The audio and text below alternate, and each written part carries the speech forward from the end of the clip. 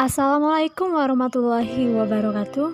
Halo teman-teman semua, kami dari kelompok 9 dan pada kesempatan ini kami akan menyampaikan materi tentang strategi eskalasi.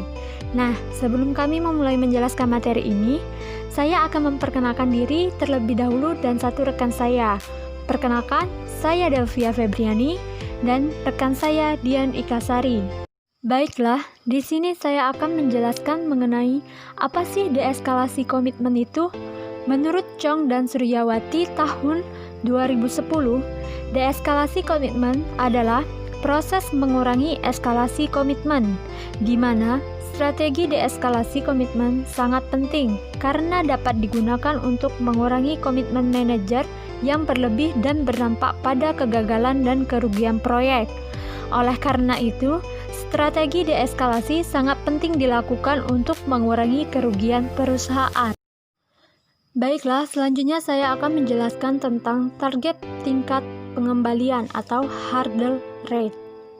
Hurdle rate adalah target tingkat pengembalian yang diisyaratkan pada aktivitas pembelanjaan modal atau capital budgeting. Melalui hurdle rate, maka manajemen dapat menentukan batas ekonomis proyek yang dijalankan. Salah satu aspek penting proses investasi perusahaan adalah belanja modal. Biasanya, belanja modal memerlukan dana yang begitu besar, sehingga manajemen harus benar-benar mengendalikan aktivitas ini supaya tidak terjadi eskalasi komitmen.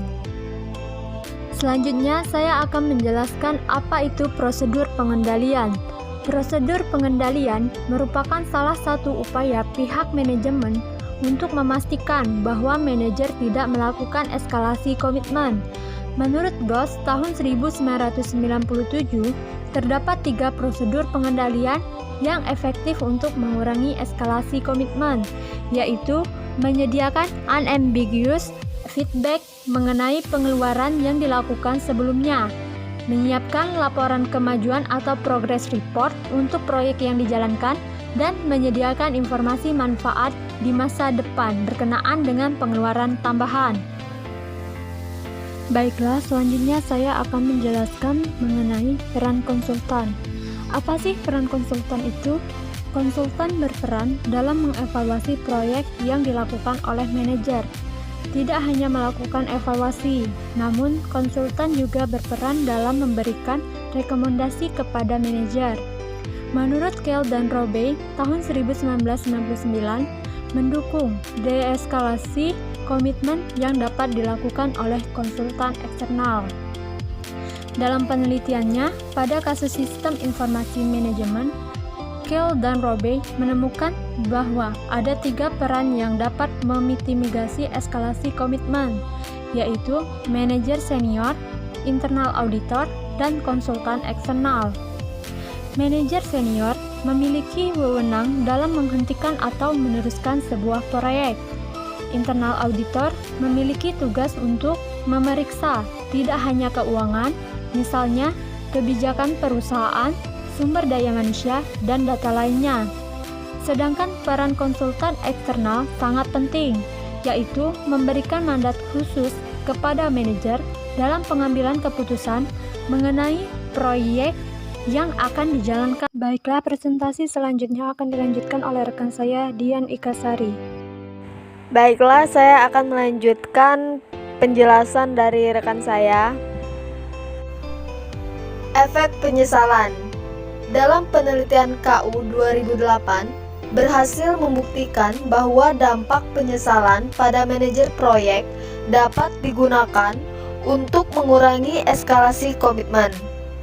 Melalui pembelajaran terhadap situasi atau dampak eskalasi yang terjadi beberapa kali dan ternyata merugikan perusahaan, maka manajer dapat belajar untuk menyadari dampak negatif dari eskalasi yang dilakukannya, sehingga manajer akan memitigasi eskalasi komitmen.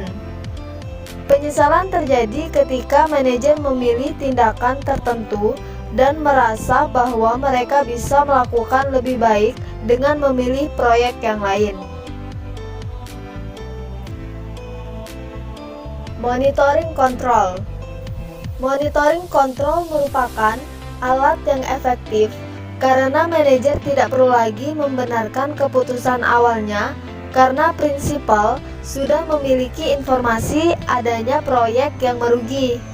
Dengan adanya monitoring kontrol, maka tidak ada tempat bagi manajer untuk melakukan save face seperti halnya manajer melakukan aktivitas perilaku yang oportunistik.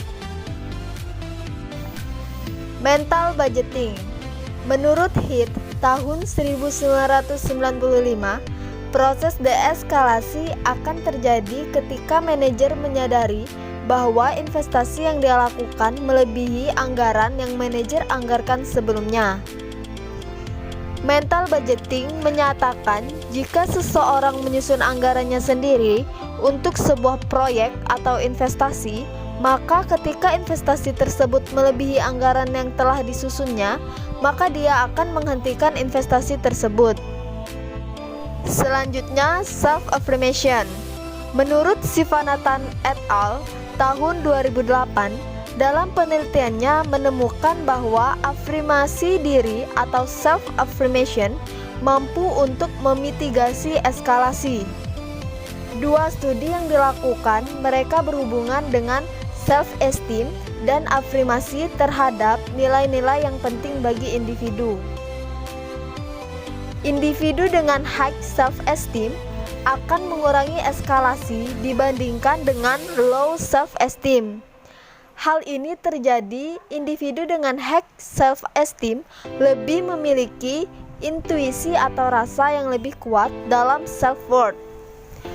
Self-worth adalah pendapat diri sendiri mengenai dirinya sendiri dan bagaimana menilai dirinya sendiri menurut ukurannya sendiri.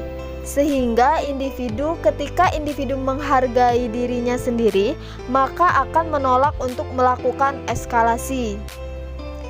Demikian juga dengan individu yang memiliki kesempatan untuk melakukan afirmasi pada self-worth, akan berkomitmen untuk tidak melakukan eskalasi. Terima kasih atas perhatiannya dan telah menyempatkan menonton video ini. Kurang lebihnya kami mohon maaf. Demikian penjelasan materi hari ini. Semoga materi ini bermanfaat untuk kita semua. Wassalamualaikum warahmatullahi wabarakatuh.